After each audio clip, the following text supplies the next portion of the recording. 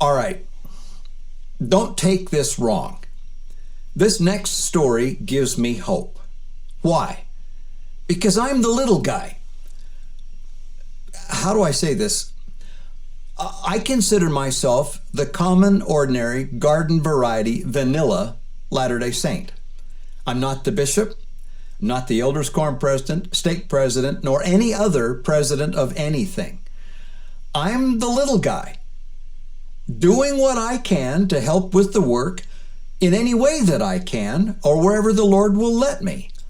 And I believe that the Lord accepts the efforts of little people, trying to do the best they can, just as much as he does those who hold great authority.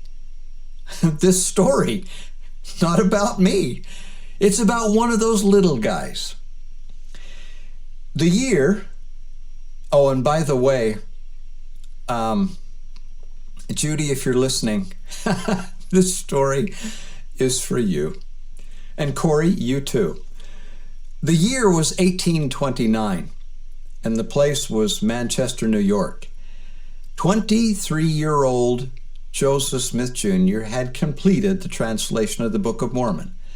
It had taken considerable time and doing, but he had finally persuaded Egbert Bratt Grandin of Palmyra, a young entrepreneur, to print his book.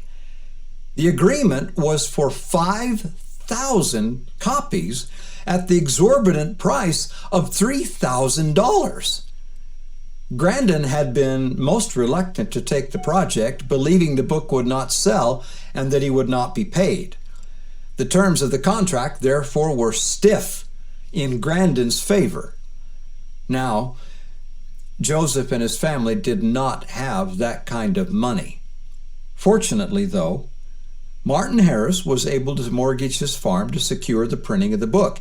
As you can see, money and means to pay for the printing of the Book of Mormon was scarce and most precious.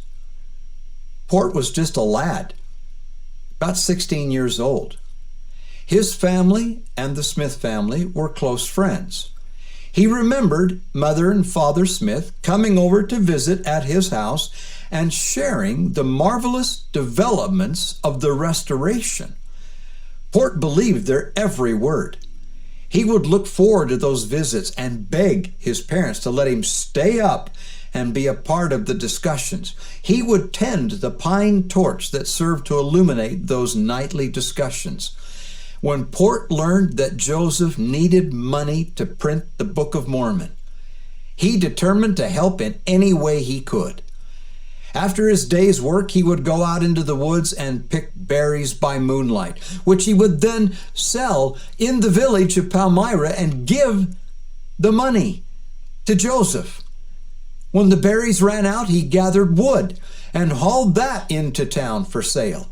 No man ever loved the prophet Joseph more than Port. His heart was devoted to the cause of truth, and he would not have hesitated to give his life for Joseph at any time, which fact he proved again and again until Joseph was taken at Carthage. Port was true to the end of his days, rough around the edges, but true to the end. Just days before he died in June 1878, he was the most senior church member still alive. The epitaph of Orrin Porter Rockwell reads thus, quote, "He was brave and loyal to his faith, true to the prophet Joseph Smith."